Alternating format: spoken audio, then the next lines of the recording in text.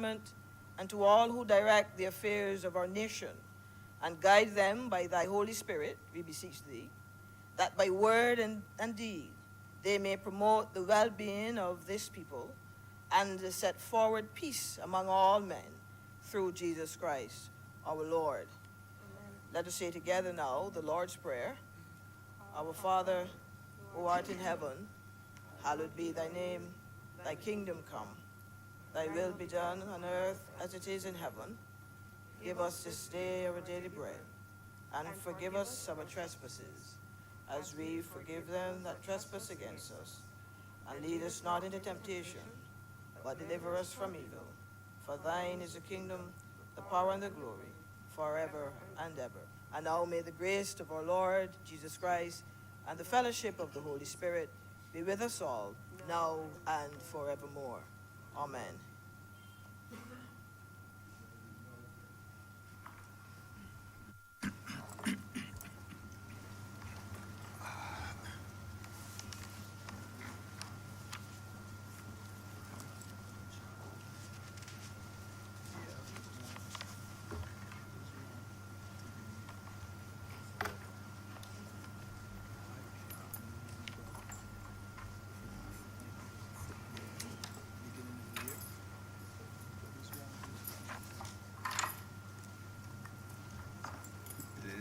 Senator, the Honourable.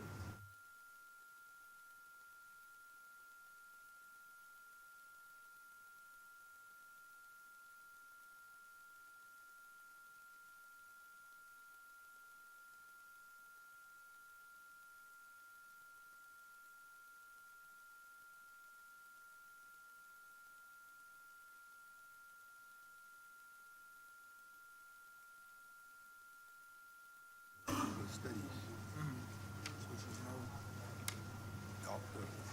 Senator Dr. Lynette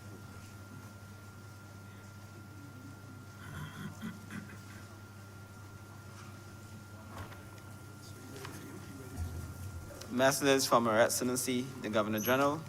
Announcements by Your Honor, the President.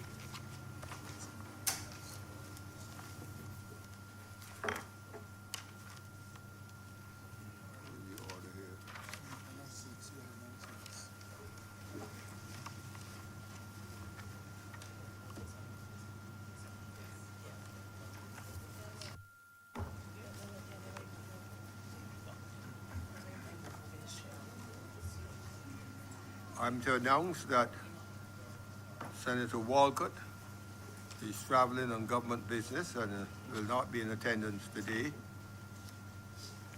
I'm to announce too that the minutes for the sitting of October 16th and 23rd are ready to be confirmed. We'll perhaps revisit that in a minute. I'm to announce further that Senator Lynette Holder has recently been awarded a doctorate in theological studies.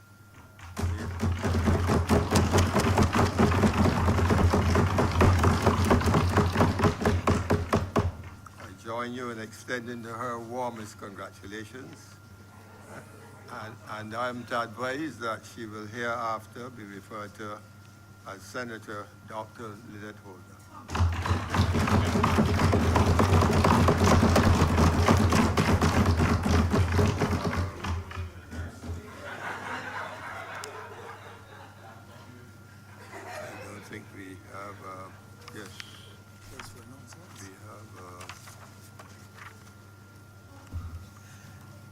In the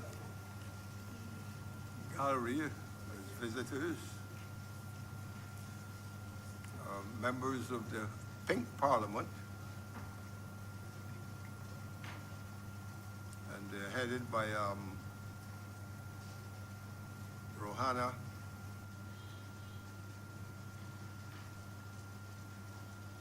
I'm sorry, headed by Ruel King, who was only a year or so ago awarded a medal by Her Majesty the Queen for her efforts in trying to end violence against women in the Caribbean.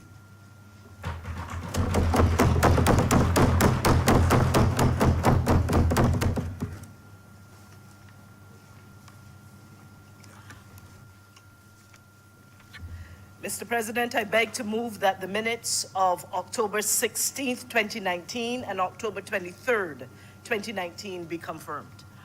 The question is that the minutes of the Senate for October 16th and October 23rd be now confirmed. All honourable members in favour, please say aye. Aye. Those against, please say no. Methink the ayes have it. The minutes for those 2 dates now stand confirmed. Presentation of petitions, presentation of papers.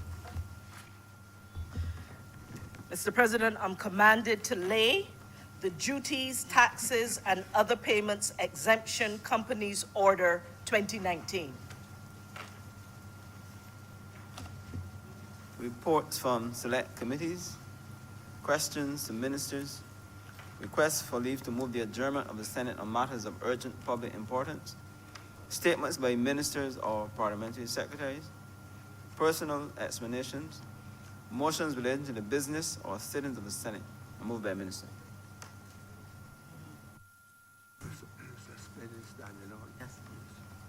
Mr. President, I beg to move that we suspend Standing Order 45.2 to consider the debt holder approval of debt restructuring validation bill in all its, pardon me?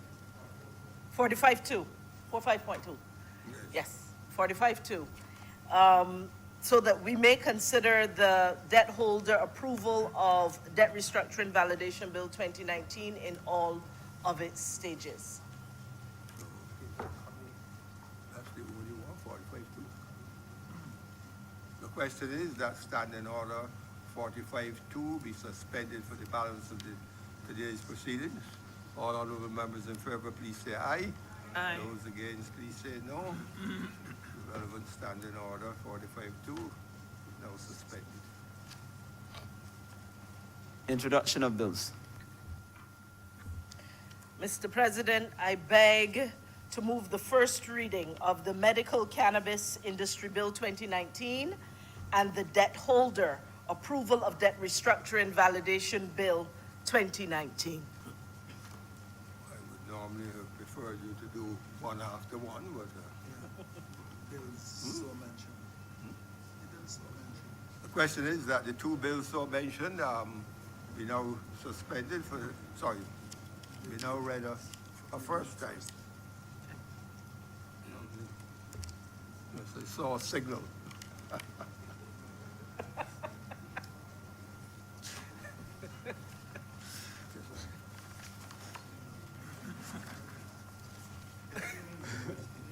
In medicinal, it's medicinal, not medical. What she said, Public business. Order number 7, sir. In the name of the Honourable Acting Leader of the Senate, to move the second reading of the Debt Holder Approval of Debt Restructuring Validation Bill 2019.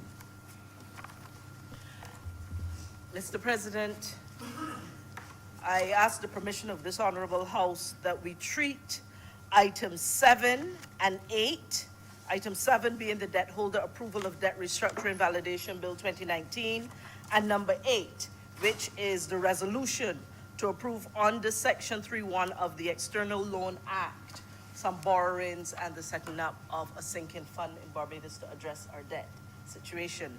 The reason why we are asking for these two to be treated as a cognate, sir, is that they are both directly related to settling Barbados' debt situation, one on the domestic side, the other on the external side.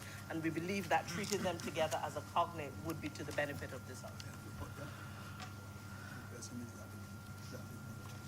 the question is that the two bills,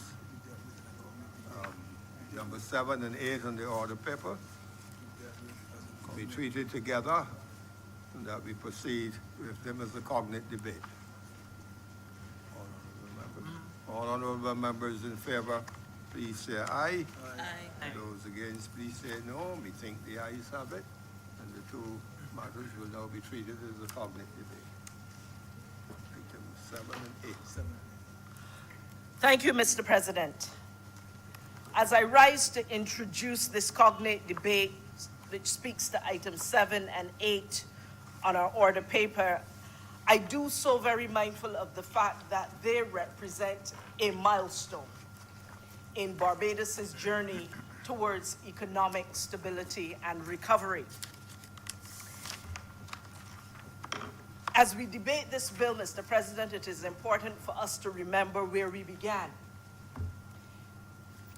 Back in May of 2018, the government of Barbados, the new administration, would have taken over a crippling debt in this country.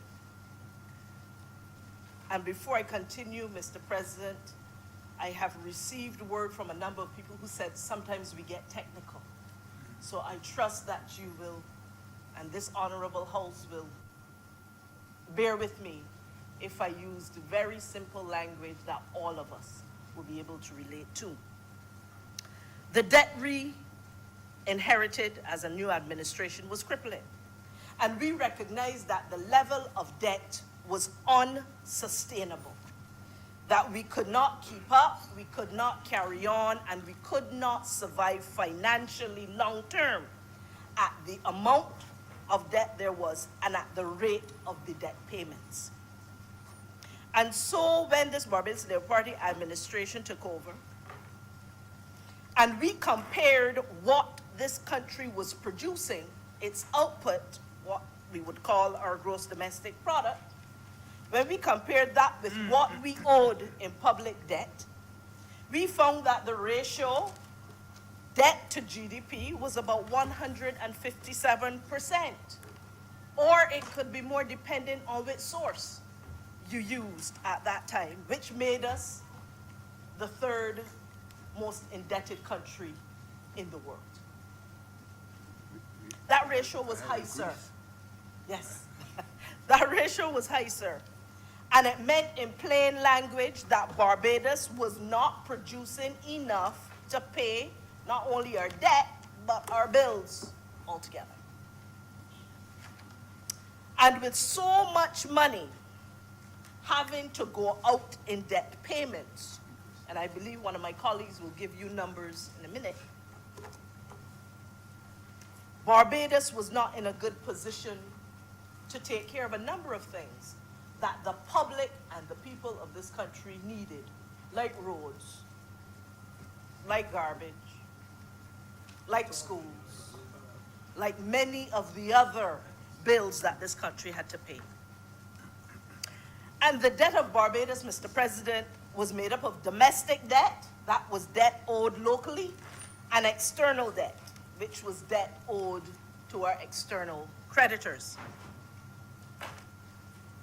And the government made a decision at that time, sir, to restructure the debt and to treat those two, the domestic part of it and the external part of it, separately. To do that, we had to come to an understanding with the people to whom we owed this debt, locally and abroad. We came to the understanding, sir, or settlement with our domestic creditors in 4 months, record time,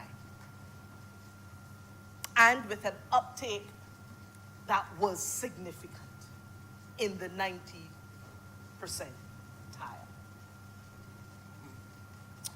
And the settlement, sir, of our external debt took a little longer. And in so doing, it meant that Barbados waited just a little longer to have its reputation returned to where it is now headed. We have now got, at least in principle, an agreement on our external debt, settled with our external commercial creditors. The debt holder approval of debt restructuring validation bill before this honorable house. In this instance, what it seeks to do, sir, is to validate instruments that were received and issued by the central bank to debt holders local debt holders, after we had made that settlement within 4 months, it validates the instruments received and issued to those holders, but that were not a part of the second schedule to the Debt Holder Approval of Debt Restructuring Act of 2018. So it validates that issuance. It also seeks to validate instruments received and issued by the central bank to debt holders, specifically holders of estate and legacy accounts, and individuals in respect of debt owed by state-owned enterprises. This bill also seeks to validate the payment of benefits to pensioners, which would have started since the 13th of November, 2018. And this bill seeks to deem them to have been lawfully and validly paid. Mr. President, not only did we settle our domestic debt in very real time, but we moved with urgency to start payments on the domestic front. And this bill speaks to validating some of those payments, which we would have moved with such speed. On the external debt front, we, Mr. President, I've mentioned, we have now launched an offer for external debt holders to exchange the debt they have for new bonds to be issued by Barbados. Now, this is the matter to which the resolution,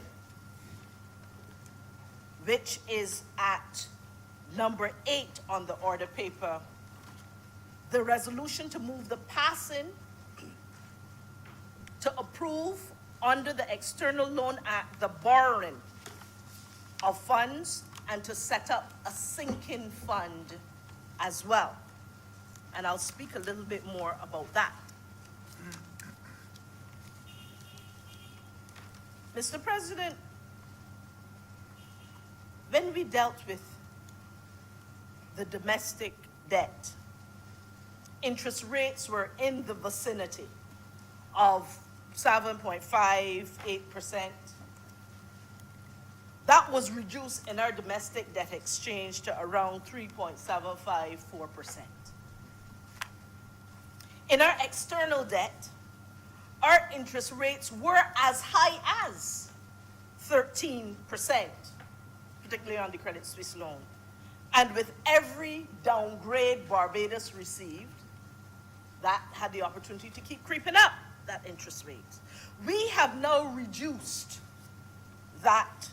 those rates to around 6.5%. The External Loans Act, Mr. President, authorizes the government of Barbados to borrow money outside of Barbados for such purchases and for such sums as are approved by resolution of Parliament. Thus, we are considering this resolution as well. And when we borrow, government must secure all borrowings by issue and sale of securities. So, sir, borrowing is in the form of issuing securities then. And so our government, having come to the agreement in principle that we have with our external debtors, now deem it necessary to exchange eligible existing debt for 2 new series of securities up to US $580 million. That is what this resolution speaks to. And this new borrowing in the form of new series of securities would be for the purpose, sir, of supporting the principal agreement that was reached to restructure our government's external commercial debt. This resolution, sir, also proposes the establishment of a sinking fund which in effect, Mr. President, it is money you set aside or you save up over time to help pay off debt. And by having that sinking fund, it would ease or soften the burden or the hardship of having to make a big outlay at one time. And so the resolution asks for these two.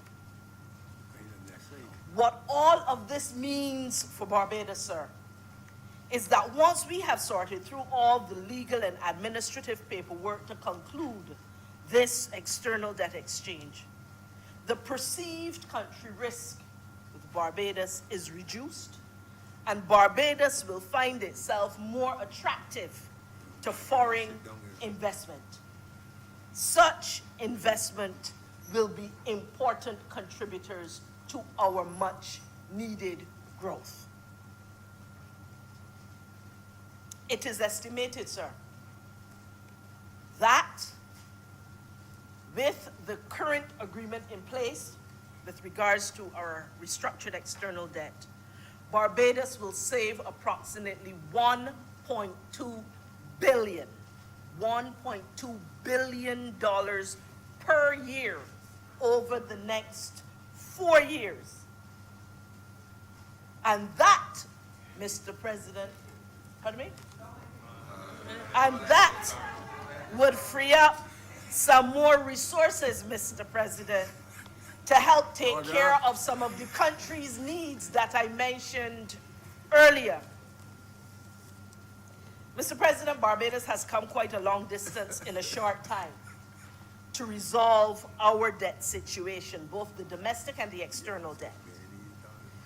We have saved the dollar because of the decisions this administration has made. The discipline that this administration has brought to financial management of this country has stood us in good stead. And the effort we are making to bring about economic recovery for all to have a better life is ongoing. And sir, it is with all of these in mind that I have great pleasure in bringing and introducing this bill and this resolution for consideration of this honorable house. And with these few simple words, sir, I beg to move that this bill be read a second time. Question is? Happy to recognize you, Senator Drake. Good afternoon, Mr. President. Thank you for allowing me to say a few words on the bill before the House and the resolution as a cognate debate. Mr. President, the acting leader of government business did a wonderful job of articulating what the bill seeks to do, as well as the resolution in relation to the domestic debt and the external debt. And like her, I want to step back a bit and to look at where we have come and where we seem to be going. Rightly so, in 2018, it seems that something needed to be done to address our economic problems here in Barbados and to put the economy back on track and in balance. And many persons had, in various quarters, suggestions as to how we should do that. When the new administration came into office, they quickly defaulted on the debt, Mr. President. And we started a BERT program, the Barbados Economic and Recovery Transformation Program. And then subsequent to that, that became the cornerstone of the IMF Extended Fund Facility 4-year program that we're also in at the moment. And whether you like that or not, that was the medicine that the administration chose. And if you look at the numbers and you look at it purely from an economic standpoint, the government is on track on their plan.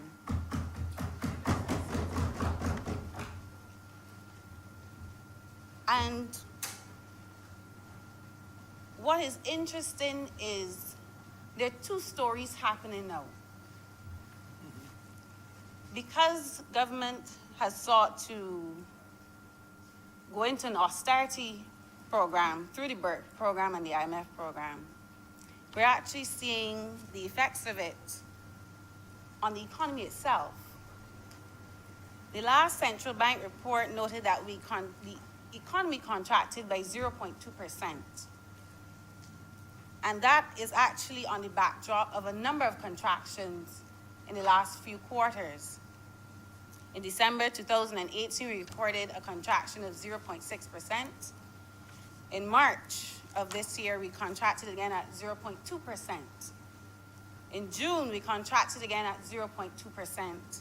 And now in September, we contracted at 0.2%. Me being a statistician, sir, I actually looked at the numbers and I wondered if somebody was cooking the books, because it's highly unlikely that you get the same number in every quarter over and over again, but I won't say that. But it stands to see that what is happening is, as government gets its house in order, the Barbadian economy is clearly in recession and continues to be in recession.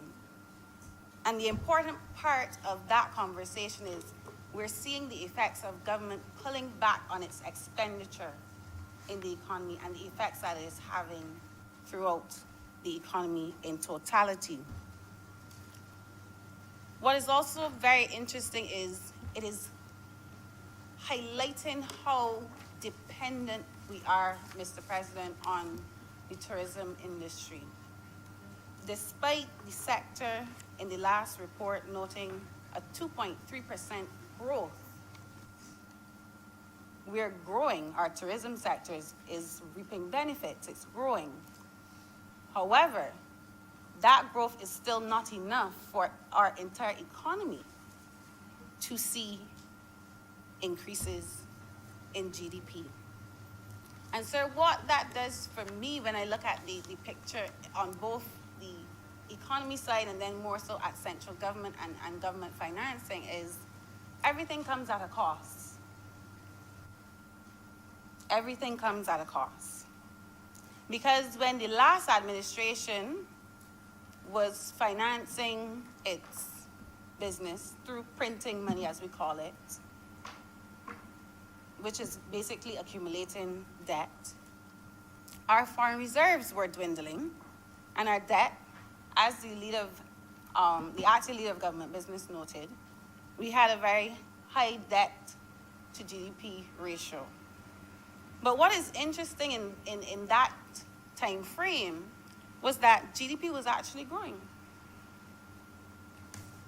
In 2015, we recorded 2.2% growth. In 2016, we had 2.5% GDP growth. And in 2017, we had 0.1%, which may not be technically said as growth, but nonetheless is on the positive side. But what is important to note there is, yes, it seems a bit strange. What is important there is, although government was printing money, the economy was growing, Mr. President. But it wasn't based on increased productivity. It wasn't based on new business, new jobs being created. It wasn't based on investment. It was almost an artificial inflation through government spending, through debt, Mr. President. So that is why it's sometimes better for us to look at the entire picture and how things are interlinked in our economy. Because a lot of persons are feeling the pinch at the moment through increased taxation and through the retrenchment program. A lot of persons are being sent home. However, government's finances seem to be moving in the right direction. again, I say, Mr. President, everything seems to come at a cost. What we're seeing now is that government has reduced our debt in total from 157% at its highest back in 2018. Now we're down to 121%. But sir, that is because government has chosen to either write off a lot of the debt or they simply have not paid persons what is owed. When you see the hit that the central bank would have taken, the NIS would have taken, and rightly as the bill is trying to validate this morning, the pensioners would have taken, government could not reduce the debt without a cost attached to it. There was some sacrifice that would have had to be made. And I want us to come to a point in our discussions where we understand the road ahead will not be easy. This is just the beginning. What we're also seeing in terms of government getting its finances together is the major reduction of expenditures, transfers and subsidies to state-owned enterprises. That's actually down by 25%. That's a major achievement. But in doing that, you had to reduce the amount of workers on your payroll, reduce the amount of resources that you finance to your institutions. And in some cases, you had to close organizations altogether, like the Barbados National Productivity Council. So on one hand, you had a society crying out for better management of the economy, but how this administration sought to do that was painful.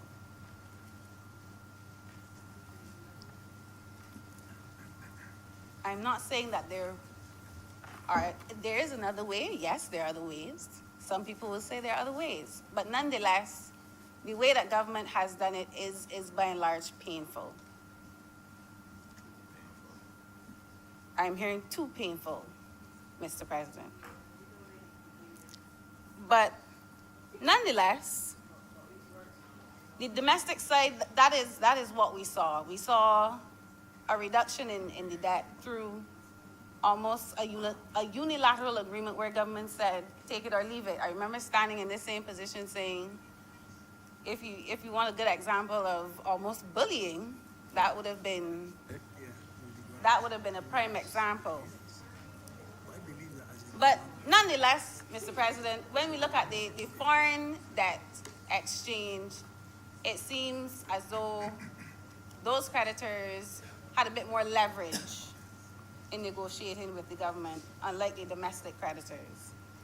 And you see it outlined in the schedule to the resolution, Mr. President. Our creditors said to us that we will take a haircut. We will take the haircut. We understand the economy has its challenges, and we also want back our money. So let us see if we can come to some agreement. And the negotiations, in principle, have agreed that they would take a 26.3% haircut in what is owed to them. However, they want their money back in full and interest in 10 years. And I say that because on the domestic side, you have instruments running 15 years. You also see, as Senator McConney noted, interest rates on the domestic instruments only got up to 3.75%, and the international creditors have negotiated a 6.5% interest rate. So, sir, what does that mean on the external side in terms of paying our debt with this new arrangement? It means that between the years 2020 and 2029, in total interest and principal, we will be paying out $940 million US. Of that, interest is $360 million US. And we will be making, sir, those payments every April and October. Sir, in April 2020, we start payments on interest that will amount to 17.7 million US dollars. And then in October of next year, approximately US $50 million. And we will close off our past due interest bonds in February 2021 with a smaller payment of US $4.6 million. So those are the payments necessarily for the external negotiation payments that we're discussing this morning for next year. But sir, then we move on to the period of 2021 to 2024, where every year we will be paying US $35.5 million in interest, semi-annually, April and October, as I said. Mr. President, I'm sorry to interrupt Senator Drakes, but on a point of order, Senator Drakes is misleading the House. The arrangement with the external creditors includes a 5-year grace period. They actually suggested that, so we actually don't have to make payments immediately. We have up to 5 years to commence paying. Thank you.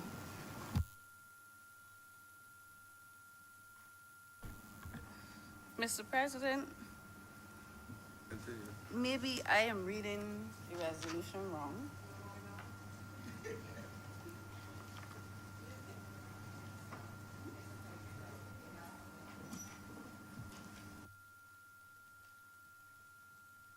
I know. Just wish to say that there may be a big difference between a statement not being quite accurate and misleading the House. One is, the latter is quite deliberate, never accidental. So that generally the allegation should not lightly be made. That one is Thank you, misleading. Mr. President.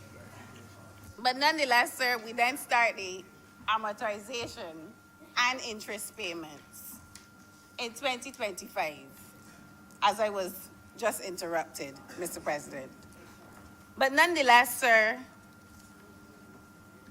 what we do know is that we are issuing 580 million US dollars. And what we will have to repay is about 940 million US dollars. And what we have to take into account is, although we talk about savings and the need for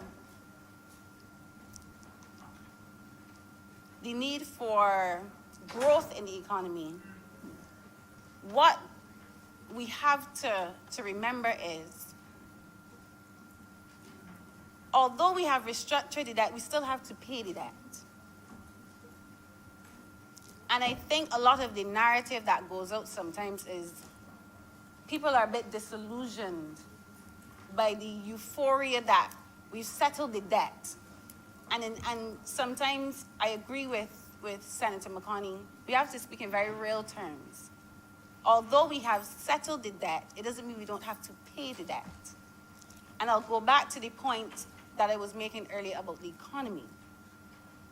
In trying to pay off the debt, you still have to have an economy that's functioning. You still have to be earning foreign exchange. So right now, we have, because we've deferred our debt service payments and we have had drawdowns from the IMF, we have $900 million in foreign reserves, net reserves, quote unquote, in the bank. But once those payments start, we have to find a way to grow the economy, Mr. President.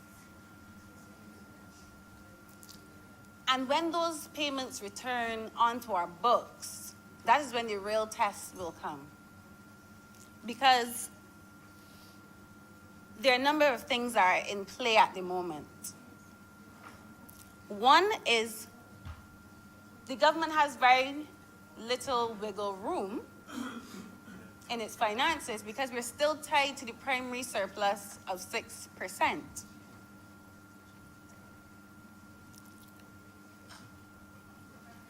The last central bank report noted that we're at 4%. We need to get to 6% by the end of this financial year. Revenues are up by 9% this year. And that is actually mainly due to the early payments of property tax and the increase in VAT. And that is actually an important point because increases in VAT payments, yes. And not the rate in payments, Mr. President. And that is important to note because if we're going to reach the primary surplus of 6%, because of the early payments of property tax and increases in VAT, one would then look at that scenario and ask, is that an anomaly that is happening? And what will happen in the following financial year when you don't get those early payments in property tax? Is the amount of tax revenues that you're currently taking in enough to satisfy reaching that 6% for the next 3 years? So those are all things, as I said, that we have to keep very close eye on. Sir, another thing that we have to look at is paying our debt while in the IMF program. If we default on any of the payments that are due between 2020 and 2022, then that reinstatement clause that is in the resolution then kicks in and the deal is off. And that has serious ramifications for this country and our credit worthiness, Mr. President. And sir, as I said, the other issue is growing the economy.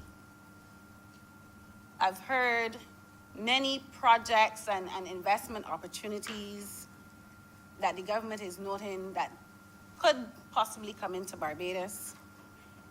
But I also want to highlight that although we are looking for external foreign exchange, external investment, there are a lot of things that need reorienting in Barbados.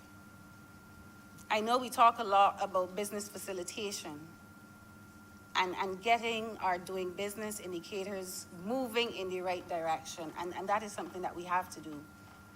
But I have to stand here and say, as somebody who tries to do business in Barbados, the reality on the ground is it is extremely difficult. And so what I want to say is, in trying to grow this economy, Barbados has to move away from a 20th century mentality of how we do things, how our institutions are set up, how our procedures happen, how things are approved. And that will also come at a cost because change is not always easy. And at the national level, where we're talking about across the board, it will be difficult. Because, sir, this change will require us to increase our level of productivity, something that has been said time and time again. And in doing a lot of the things that will need to be done, it will make some people actually uncomfortable. There will be some very hard conversations we will have to have with persons across Barbados. You cannot go to work and think because you are at work, you deserve a paycheck. I know I may offend a lot of people, but I stand here as somebody, I am competing with people all across the world every day. I do not have the luxury of being unproductive. And as a nation, that is the mentality that we have to move forward with. Mr. President, through the private sector, you can no longer look at your staff as just persons who you utilize to make a profit. You have to start engaging them on a level where they have a vested interest and stake in the ownership of companies. Sir, it can no longer just be profit-making, but it has to be socially oriented. You have to take care of your employees, and you also have to take care of the environment. People, planet, and profit. When you look at government, moving into the 21st century, government also has to reorient the way in which it provides social services. It also has to choose which social services are the bedrock of the things that they want to provide to the society, because it cannot do everything, and it cannot continue to shuffle people into organizations just because of a vote. We cannot compete in a world and continue to fool ourselves on the domestic end that we can continue as business as usual. The other side of this, sir, is the trade unions.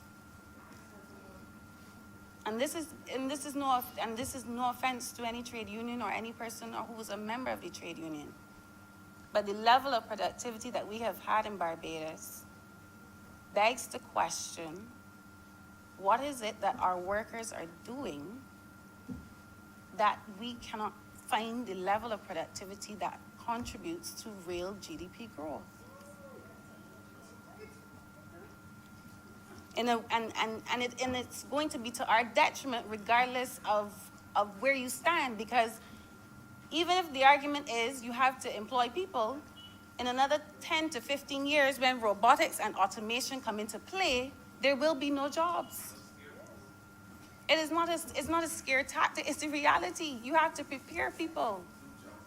New jobs, yes, but you have to reorient the mindset of people, because we will be left behind in this race. So the role that the private sector, the government, and trade unions and all other stakeholders that we call the social partnership have cannot be the role that's identical to 1985. It has to be one that is more forward-thinking, and we have to have a serious discussion with our society on what 2035 Barbados looks like. And every decision that we make, at least for the most part, moves to that direction. We have to stop making excuses for a lot of the bottlenecks that happen for simple things. If I want to get very close to home, so I've had a burst main in my neighborhood for the last 2 months. I've called countless times. And the fact that I cannot call the water authority, give them the number that I am referencing to the problem, and they tell me where on the list I am in terms of getting to the problem, because I'm not saying come immediately, at least tell me where I am on the list. That information you cannot give to customers. But yet we're talking about bringing large investment into Barbados. Or is it that you have to have money to get things done? So, Mr. President, the debate about debt, for me, is a larger debate that I've tried to expand on this morning. And I thank the leader of government business for her expose on what the actual amendments are and the bill that is in front of us on the resolution. But there's a larger discussion that seriously has to happen. And government also has to seem as though it is carrying the burden with the rest of society. Because if that type of social division happens where it seems like some are high on the hog and some of us are bearing the brunt, you're not going to get the type of growth, holistic growth that you're looking for either. So, Mr. President, with that contribution, I'm obliged to you.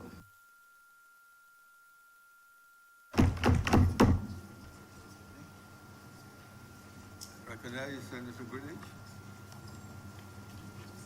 Thank you very much, Mr. President.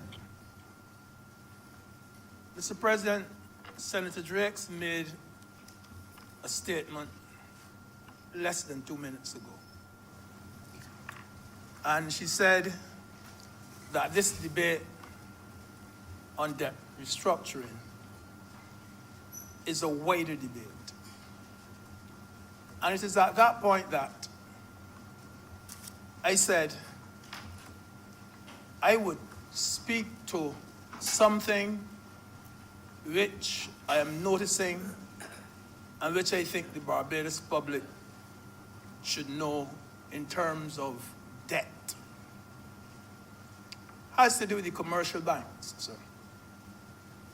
So you have a situation where the loans officers, or let's say a loans officer at a particular bank sits and tries to approve as many loans as possible. And that looks good to his superiors. A young couple goes in, sir. The lady says, I work at a gas station. I make so much money per week. The husband says, I do spear fishing. I make so much money per week.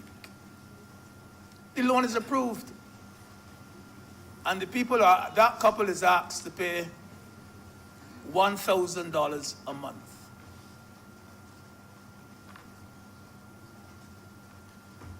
Sir, all of us in here who work in the law courts will tell you that on an average, 15 cases per day before a particular judge, some judge.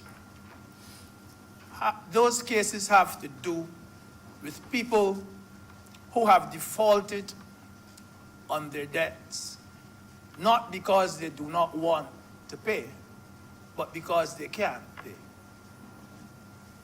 And so you have situations, sir, where the banks, in a flash, come down on these people who default, on this couple.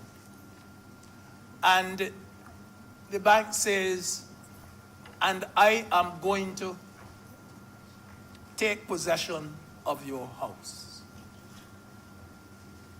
I say this, sir, only because less than a week ago, it happened to a couple I was working for.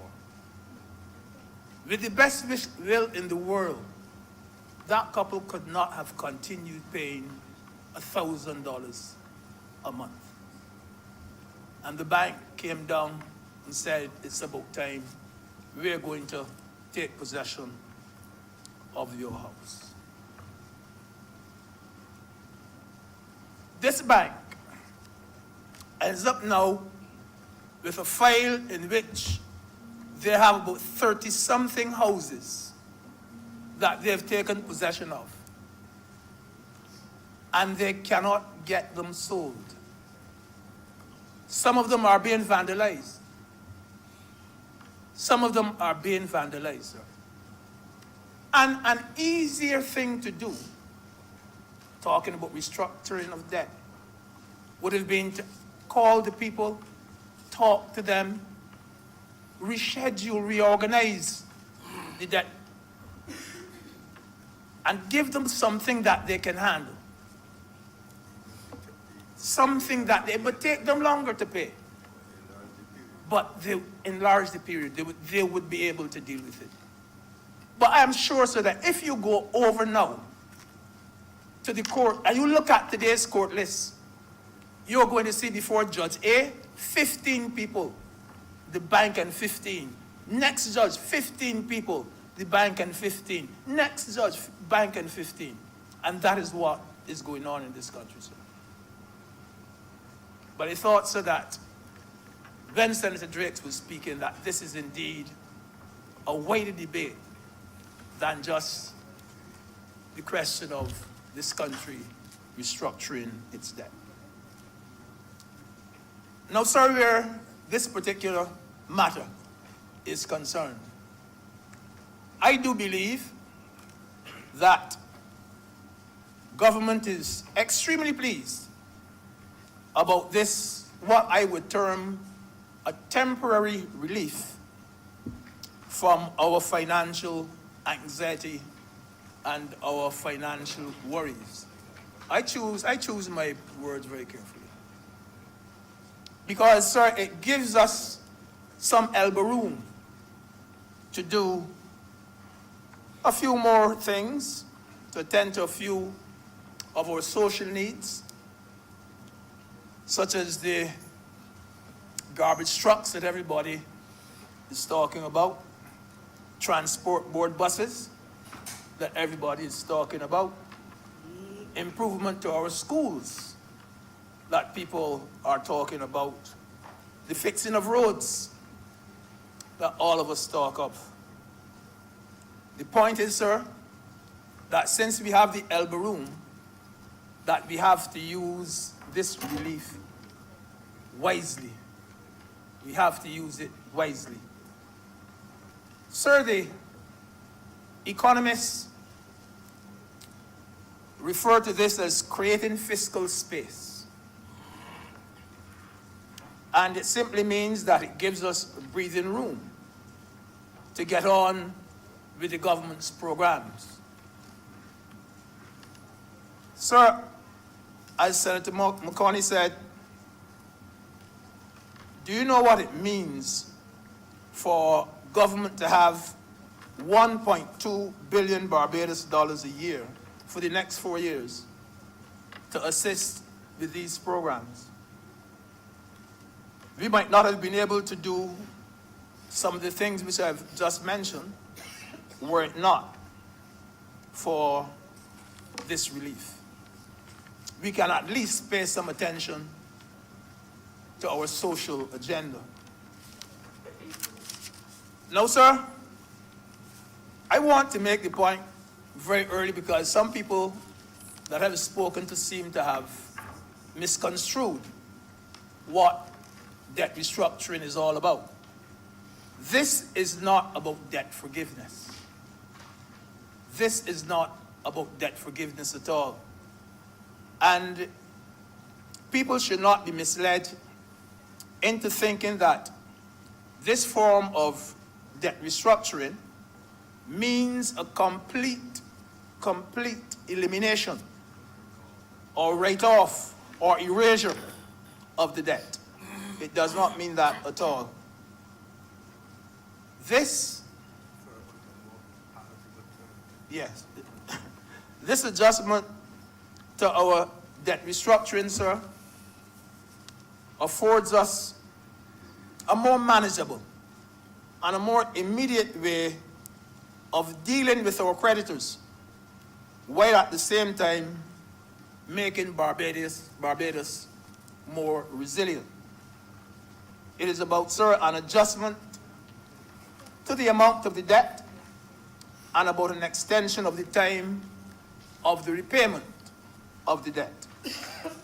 And as I said, it puts us in a better position to deal with our immediate social problems. Mr. President, this opportunity to restructure our debt was due in large measure to the advice given by White Oaks, who was well placed to negotiate on our behalf with our creditors, with whom they had already formed a working relationship, having performed, as they said, similar tasks on behalf of other countries. But, sir, it is not only White Oaks that we have to thank. We have here, sir, a group of very talented economists, very talented advisors in Barbados. We have to thank persons, sir, like Dr. Craig Basco. We have to thank, sir, persons like Dr. Avanish Prasad. We have to thank, sir, persons like Dr. Kevin Greenidge. We have to thank, sir, persons like Mr. Ryan Strawn. And I stop here, sir. I stop here because I don't give people testimonials or good testimonials very often. But you see that minister called Renstrom? He is a worker, he's a workhorse. That man is one of the best additions we've had to Barbados finances for long. He is a workhorse. I don't give people testimonials as a rule, but I give him one. You want to come over?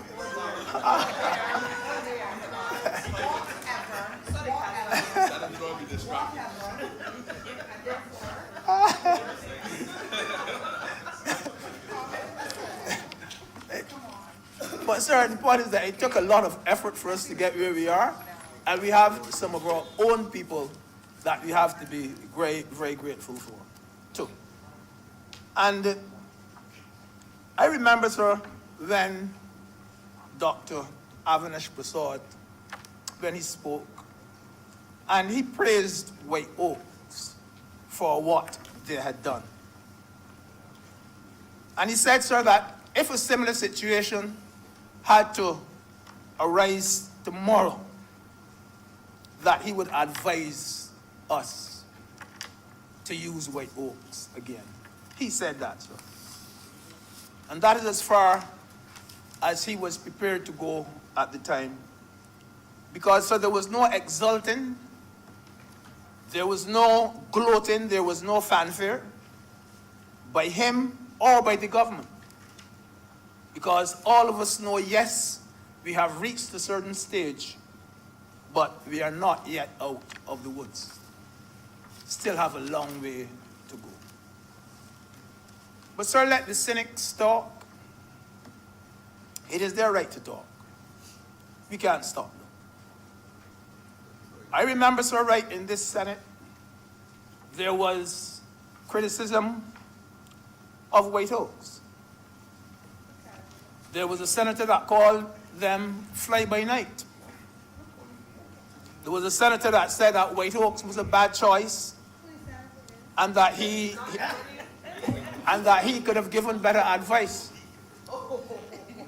But sir, I am happy to say that because of the intervention, I'm very happy to say that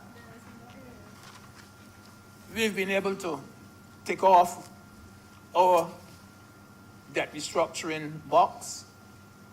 And if it were left to some people, we might still be just tackling the default in loans repayment box. That would be the only thing that we would have been able to tackle. To pay $27 million to save approximately $5 billion is a no-brainer.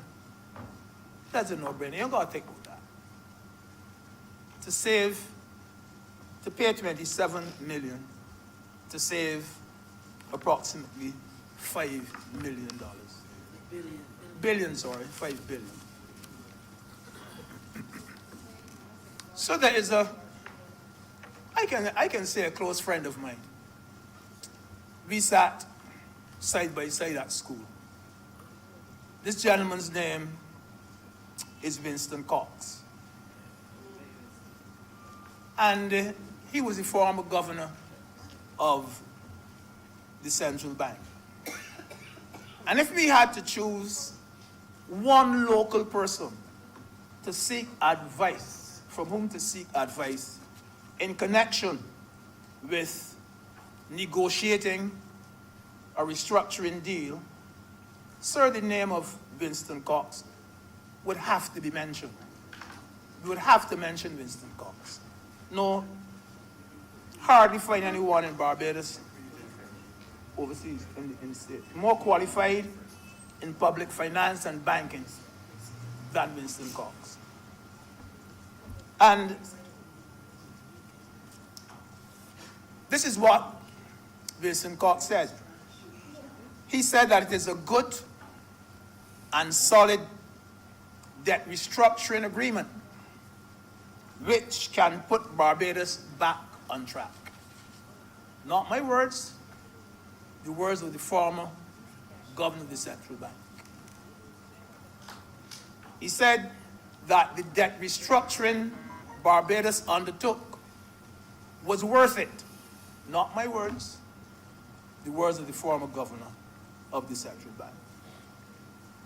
He said, sir, considering what the alternatives were, it is a good agreement. It is a good agreement.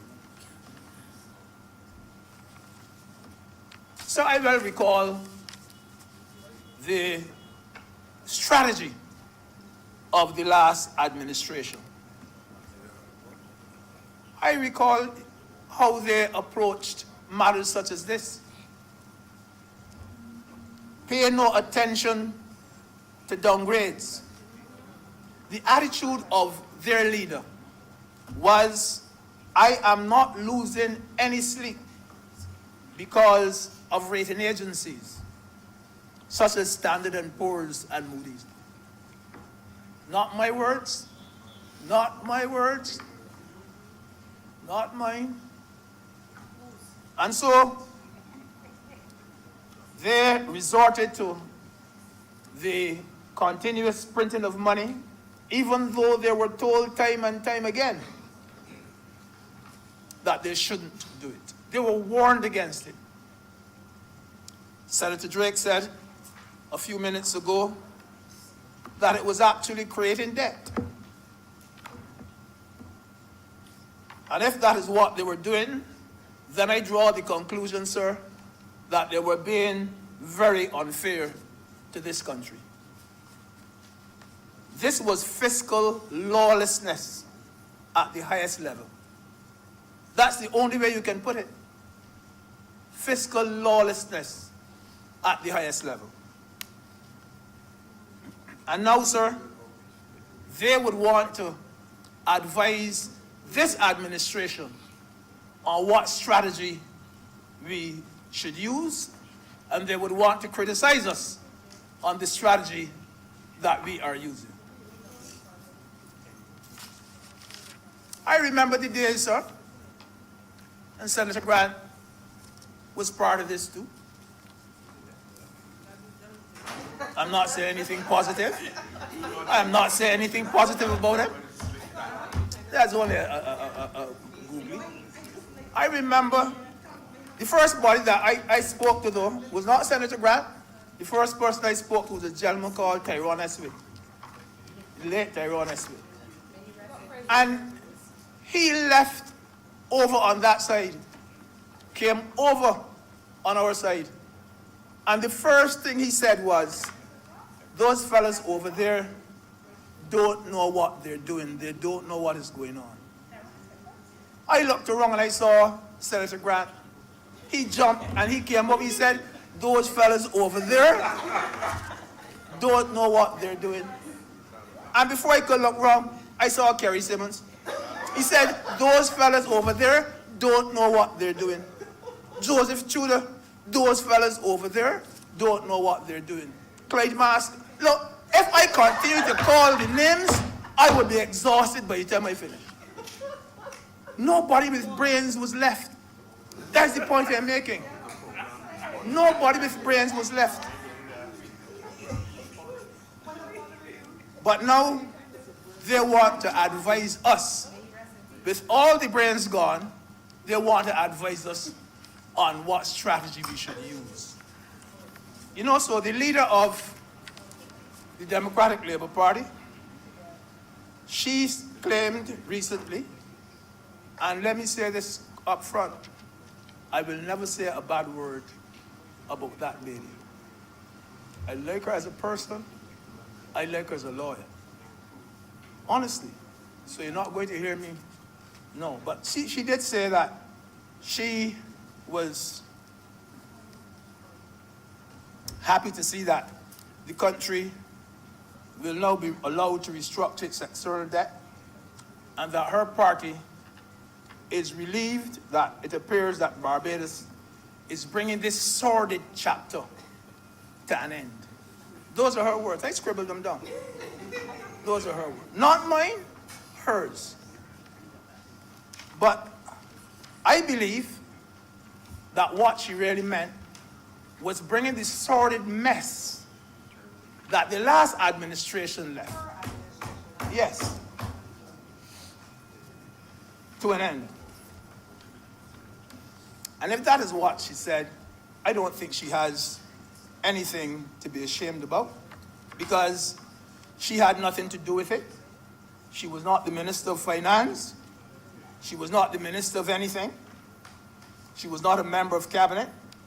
So I side with her too. And I say that we are doing our best to bring this sordid mess to an end.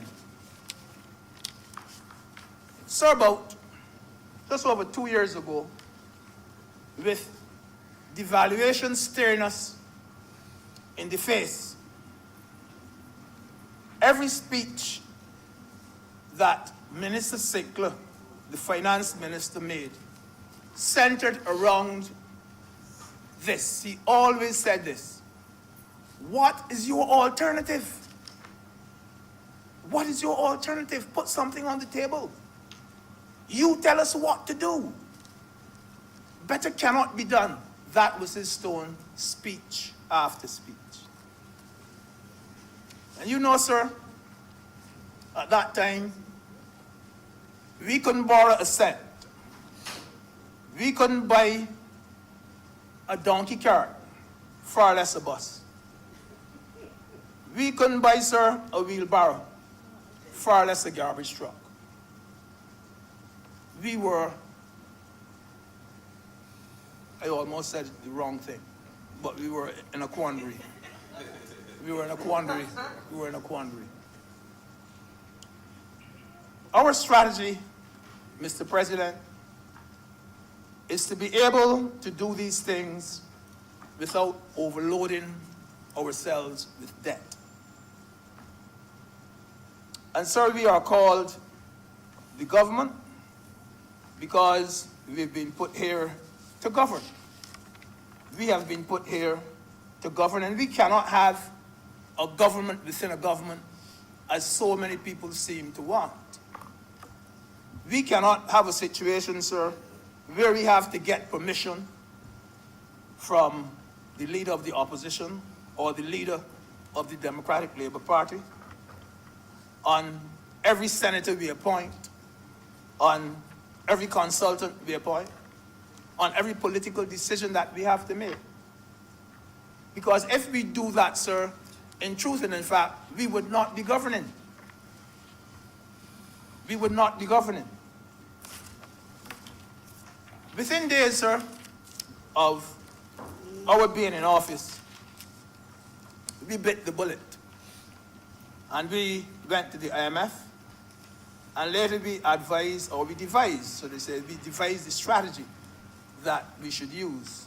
And that strategy, the one of debt restructuring and so on. And so I hope, sir, that we will never again, because it sounds so wrong to me, I hope, sir, that we will never again hear a government in office look over at an opposition and tell the opposition, tell me what to do. You advise us on what we should do. It sounds so wrong, sir. I hope I will never hear that call again, sir. Because the next thing you would know is that you pick up the whatever strategy it is, you run with it, and you take all the credit for it. But that was a tactic which was used by the last administration. Mr. President, I think I've said enough. I have a few more notes, but I think I've said enough. And I agree precisely with the debt restructuring strategy being used by this administration. I'm obliged to use it.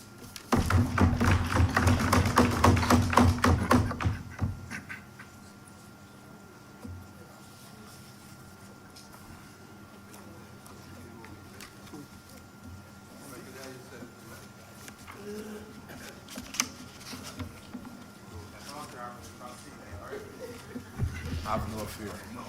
Have no fear. Thank you, Mr. President.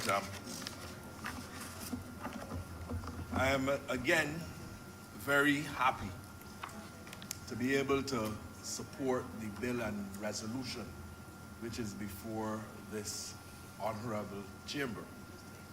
And I think, sir, that it is very important for us to reflect on what has brought us here. We have heard, sir, the phrase coined the lost decade. We've recognized, sir, that there has not been a lot, anything meaningful, anything tangible that would have been done by the last administration. I did hear Senator Drakes in her presentation speak to the issue of GDP growing, and I wanted, sir, to maybe start there and to look at what the gross domestic product was in 2007, and it was then about $9.5 billion, and to look at what the gross domestic product was in 2017, which would have been then about $9.7 billion. And those are represented, those figures in nominal terms, just in dollar values, sir. And what that clearly signals is that between 2007 and 2017, the Barbados economy did not grow. It was in a stage of stagnation. It did not grow. Senator Greenidge would have made reference to the fact that the last administration would want us to believe that downgrades did not matter. They would want us to believe that the foreign reserves, which, sir, in 2007, I believe would have been well above $1 billion. But with the inaction and the manner in which the last administration ran the government, we would have seen the foreign reserves going as low as about, I believe, 5 weeks of import cover. When the international standard, I believe, sir, is about 12 weeks. Although, I would always argue that for an economy such as Barbados, we probably need international reserves that are a little higher. We would have seen, sir, a situation where the Central Bank of Barbados was really the only entity that was taking up government paper. We saw a situation where the investment by the Central Bank in government paper moved, sir, from almost zero to close to $2 billion. And I reflect on those things, Mr. President. I think it is very important to do that, because we must give a very clear indication to the people of Barbados as to the situation we have been confronted with. When this party came to office, sir, there was a situation where 64 cents out of every dollar was required to be paid in debt. And we have to properly reflect the situation when we came to office. And when I heard Senator Greenidge reference the fact that the last administration would not have wanted the Barbadian public to understand the importance of what the downgrades meant, and the fact that there was nothing special with respect to the continuing decline in foreign reserves. They didn't understand it themselves. And it made me reflect on a story I once heard, sir. And, you know, it made me also reflect on their public relations and the manner in which they communicated with the Barbadian public. But I once heard a story, sir, of a man who stated that for him, it was a very, very sad day. And these were his words, not my words, sir. Today is a very sad day. a very good friend of mine, who has spent 7 years in medical training, was terminated from his job. What a waste of time, money, effort, and training for one minor indiscretion, because he had a sexual engagement with one of his clients, one of his patients.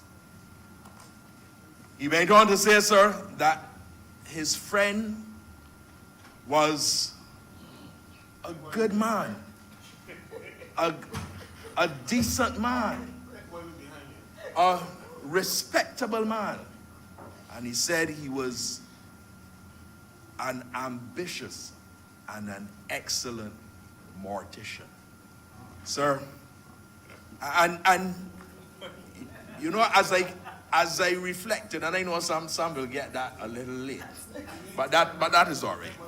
The point that I am making, sir, is that you can paint a picture, and that picture you can seek to create an image of something being better than what it really is. The reality is, sir, that just as in that story, with respect to the man who speaks of his friend and the indiscretion of a professional, a mortician with his client, in a similar manner, the Democratic Labour Party in government, in a very vicious, unconscionable, and a very disrespectful manner, brought this economy to the brink, sir, of disaster. And that is the reality. That is the reality that we have had to deal with. So that I support the bill, sir, and I support the resolution, because I see it not simply as a measure standing by itself, but really it has to be observed in the context of the overall restructuring that is being undertaken by the Barbados government. The objective, sir, of the BERT program, the Barbados Economic Recovery and Transformation Program, sir, we know is to generate sustainable and inclusive growth. If we are going to ensure that we are able to provide a Barbados that gives even more benefits to our children and their children, then the path on which we were going, that path certainly was not one that would have brought any success for us. It would have simply ensured that the country became a failed state. So that what we are discussing today really is not only just about the debt restructuring, but understanding, sir, that it is within the context of an overall restructuring and adjustment to the Barbados economy, which is very, very critical. And part of the BERT program requires that there be comprehensive debt restructuring, and that, sir, is what is taking place. You know, Mr. President, every now and again I receive some letters from different institutions. And I received a letter from a company in Barbados saying that they invited me, as I believe they've invited other persons. You can come in and you can go and you can get, I think it's, they say, now up to $20,000. Well, that's Senator Franklin, with the number of members you are getting and your communication to us in terms of the extent of their contributions and your own financial standing, I must say I'm not surprised that yours will be twice what mine is. I understand. I understand. But the point that I'm making is that this institution writes and says that you can come in and you can get $20,000. You don't have to go through the regular issues that you go through when you go to a commercial bank. And so I can go in, sir, and I can decide that I can take $5,000 or $10,000. I guess, sir, I could decide to do something ridiculous like buy ice and put it in the frying pan, because that makes absolutely no sense. Or I could decide that I will try to take that money and to create something that is worthwhile, that can give even more with respect to the investment that I'm making. And I reference that only to say that we had a situation where the debt increased significantly, but there's absolutely nothing to show for it. There are no buses, there are no garbage trucks, there are no new buildings, there's no new hospital. There's absolutely nothing to show the Barbadian public for the massive increase in the debt which we now have to confront. And that is a reality. And we have to ensure, therefore, sir, that as we create debt, that debt is doing something positive for us. I always make the point, Mr. President, it is not simply about the extent of the debt, the amount of the debt, but it also is about the capacity to repay the debt. And Barbados found itself in a situation when the government was forced to suspend the payment of the external debt. We are given the level of the foreign exchange reserves. This country was on the brink of a devaluation of the Barbados dollar, which would have resulted in living conditions for Barbadians being significantly worse. And while I accept, Mr. President, that everyone has to share the burden, I can say to you without any doubt that had we allowed things to continue as they were going, that all of us now, as we say in Barbadian terminology, would be sucking salt. And therefore, the action that was taken, sir, to save this country. Sir, it was not just about putting workers on the front line. It was not about that. Because all segments of the country were required, sir, to bear the burden. I just want, sir, in referencing that, to just speak briefly to an area that is of concern. And this relates, sir, to the commercial banks. And Senator Greenwich spoke with respect to persons going in and getting loans and the inability to pay the loans. But the area that concerns me, and it has concerned me before, relates, sir, to service charges and the manner in which commercial banks institute service charges. And we all know, sir, that yes, that the commercial banks have a profit motive, as does many other businesses. But we have to ensure that as we seek to restructure, and that as every entity and every person is required to share some burden, that there's not a situation where commercial banks utilize service charges in such a manner to ensure that their bottom lines continue and their profit margins continue to be healthy. And I just want us, sir, to be cautious of that, because I am aware that these days you go to a commercial bank, and I'm not calling any name, but you can go with a check drawn on that commercial bank where all of the information is there, and you have, if you don't have an account, to pay a significant fee. And all of the information is there. And I believe, sir, that that is wrong. And I think that it is a matter that has to be given some attention. Mr. President, we have instituted some measures with respect to the BERT program, and what has been the reality of those measures that have been on the table. The reality is, Mr. President, that the economy has stabilized. Senator Drake's made reference to the fact that we see there's been a surplus of 4%. There's a fiscal primary balance. What she did not say is that it is the first time in 10 years that there has been a surplus. And we will continue to ensure that we function in such a manner to keep the economy healthy. Sir, the reserves are now in excess of $1 billion. Where it moved from, sir, where it was in the vicinity of just around $500 billion to now in excess of $1 billion. I know, sir, it might be painful for some people to accept and to understand and to appreciate and even to recognize, but it is a reality, sir. It's not Rudy Grant saying so. It is what it is.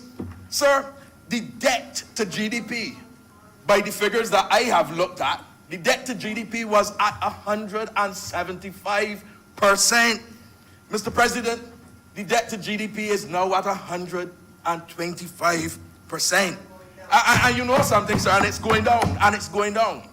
Something that I did not reference before was the fact that when this party came to government, there were arrears in the amount of $1.2 billion. Those arrears, sir, now stand as at the 1st of April 2019, they were down to $293 million and being reduced. That is why, sir, some people are getting back returns. That is why, sir, some people are getting back the VAT returns. That is why, sir, that there's money there, sir, because of the restructuring to assist us in buying equipment that is necessary with the keeping Barbados clean and the providing access to persons to be able to transport throughout. Sir, there's been the reform and restructuring of state-owned enterprises to make them economically viable and sustainable. We must not just see this debt restructuring as a debt restructuring by itself, but we must look at it in the context of the overall BERT program and the policies that are being instituted by this government. Sir, I want to end by encouraging everyone to recognize that we need to stay the course. 2 Saturdays ago, Mr. President, I traveled to London to participate in World Travel Market. I left here, the flight left around 8:20 or so, about an hour outside of Barbados. The captain came on and said, there is some unexpected bad weather. And we have been in contact with the tower, and we will try to navigate as best as we can.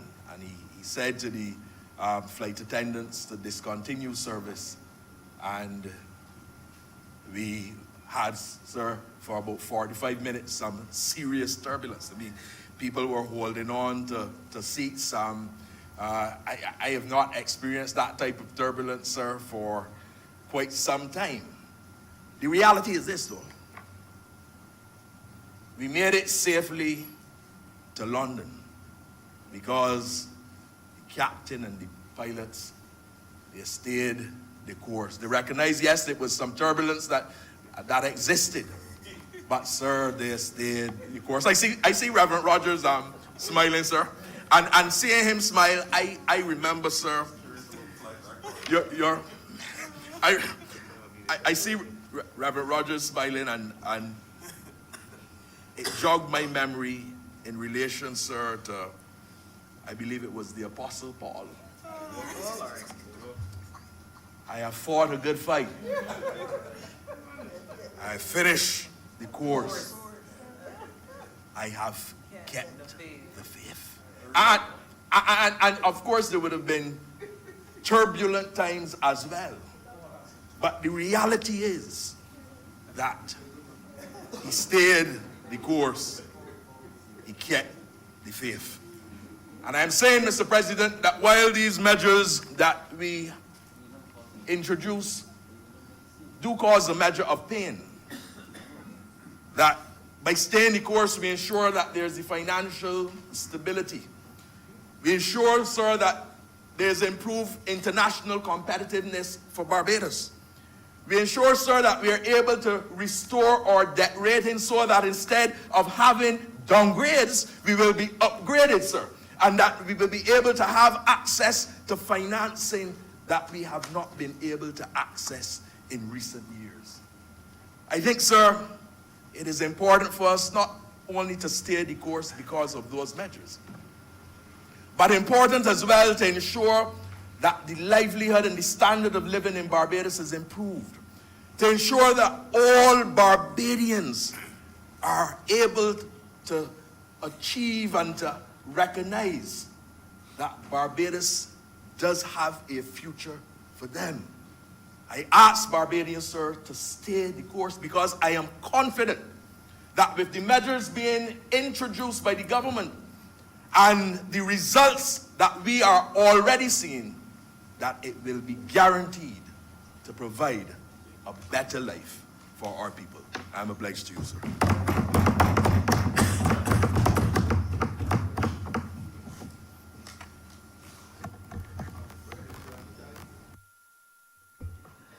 Mr. President, I beg to move that we now suspend for lunch and return at, I beg to move that we now suspend for lunch and return at 2:30.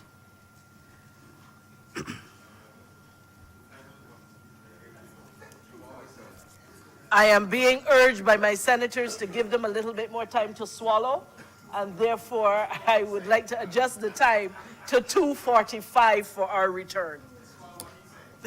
Is that this session be now suspended until 2:45 for lunch.